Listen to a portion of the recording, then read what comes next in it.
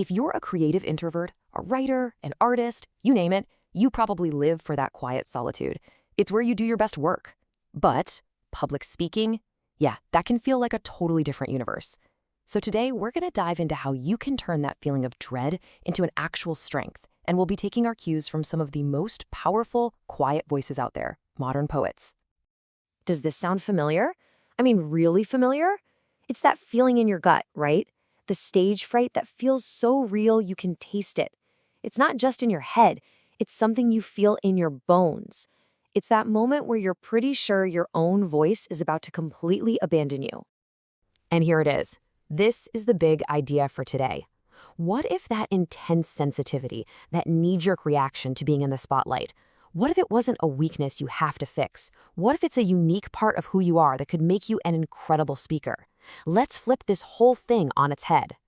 You know, there's this myth that's been around forever, that to be a great speaker, you have to be loud, you have to be this larger-than-life extrovert. But then you look at someone like the poet Ocean Vuong. He often speaks in barely a whisper, but entire audiences are just hanging on his every word. He's living proof that you absolutely do not need volume to have power. Quiet isn't weak. So why? Why does stage fright feel so overwhelming for so many of us? Well, the most important thing to get is that this isn't some personal failure. It's not because you lack confidence. The truth is, it's actually rooted in your biology, and understanding the science behind it, that's the first step to becoming a master of it. Okay, so check this out. It all comes down to something the psychologist Jerome Kagan called a high reactive nervous system. A lot of introverts are just born with it.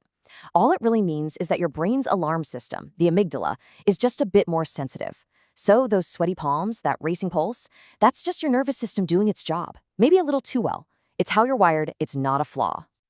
And this chart, based on Hans Eising's work, just lays it all out so clearly. See, introverts naturally operate at a higher level of internal stimulation.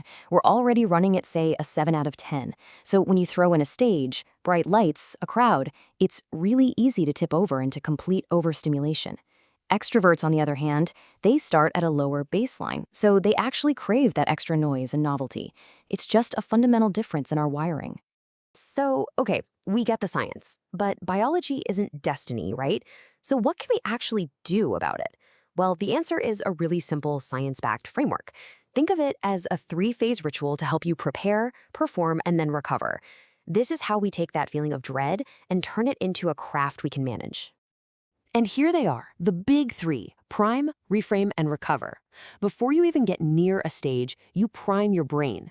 While you're up there, you reframe all that nervous energy. And then, just as important, you actively recover.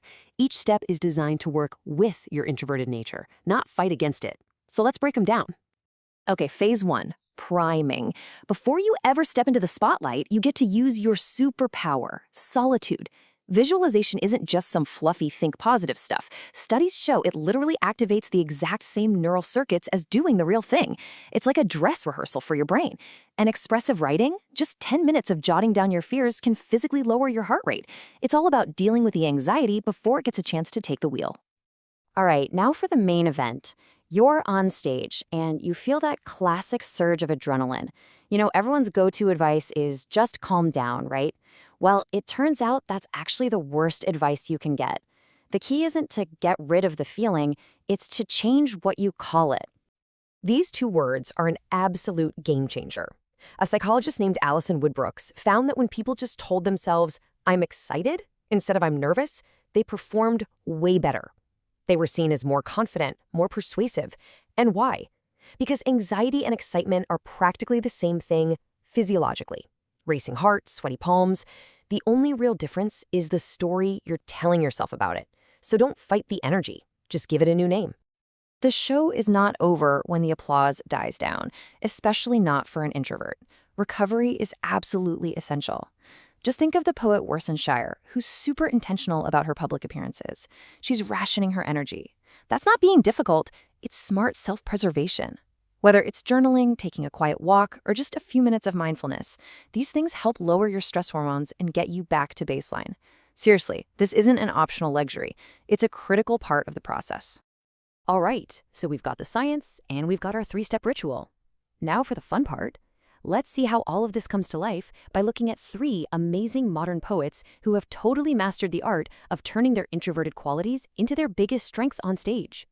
So first, let's circle back to Ocean Vuong. His readings feel so quiet, so intimate. He's not trying to boom his voice to the back of the room. Instead, he pulls the entire room in. He makes a huge auditorium feel like a one-on-one conversation. His power doesn't come from command, it comes from connection. And it's wild, but there's a real psychological reason this works so well. It's a phenomenon called emotional contagion. By being so open and vulnerable, he basically invites the audience to feel what he's feeling. And we do. We lean in, our brains start to mirror his emotional state. In a world that's always screaming for attention, this quiet authenticity creates this incredible, unshakable authority. Next up, let's talk about Rupi Kaur. If you have ever seen her perform, you know she's a master of something that terrifies most public speakers: silence. I mean, she uses these long, deliberate pauses that let her words just hang in the air and land with so much weight. The science here is just so cool. It's called prosody. It's basically the music of speech, the rhythm, the pacing, the silences. And neuroscience shows us that those quiet moments, those gaps, are just as important as the words themselves when it comes to creating meaning and emotional punch. Kaur basically weaponizes silence, turning it into one of her most powerful tools. And finally, we have our current U.S. Poet Laureate, Ada Limon. When she speaks, what you notice is this incredible, calm, steady presence. There's no fake energy, no performative hype. It's just this centered, grounded authority that is absolutely magnetic.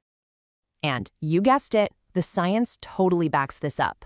Research on nonverbal communication shows that a calm, assured delivery signals confidence and expertise to an audience. It makes people feel safe, and it builds this deep sense of trust. Limon is the perfect example that you don't need to be frantic to be fascinating. Steadiness is its own kind of charisma. So let's bring it all home. That fear of public speaking? It's real. I get it. But it's not some giant wall you can't get over. It's just a biological response, one that you can understand, that you can manage, and believe it or not, that you can actually learn to harness. If you take one thing away from all this, let it be this simple, repeatable ritual. Before you speak, prime your brain. During your talk, reframe your nerves and embrace your natural rhythm. And after, always, always make time to recover. This isn't about trying to magically become an extrovert. It's about becoming a deeply powerful speaker entirely on your own terms. And this is the final, most important piece of the puzzle. Everything you might have been told is a disadvantage, your need for quiet time, your sensitivity, your thoughtful pauses, those aren't flaws. They are your superpowers. They are the very tools that will let you connect with an audience in a way that is so deep and so authentic. You don't ever need to shout to be heard. Your quiet voice has its own weight, its own pull, its own gravity. The only question left is, how are you going to use it?